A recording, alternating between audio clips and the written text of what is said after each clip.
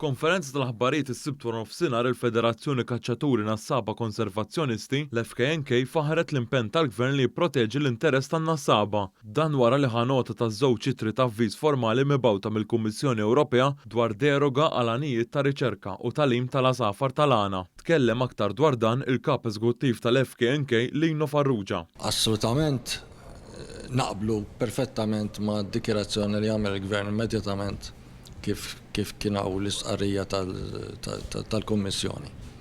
U aħna kif dejjem għamilna ħankomplu naħdmu mal-Gvern u nagħtu kwalinkwa għajnuna li jkollu bżonn. L-FKNK qalet kif il-Kummissjoni Ewropea mhix tirrispetta d-diversità, prinċipju li tħaddan l-istess Kummissjoni.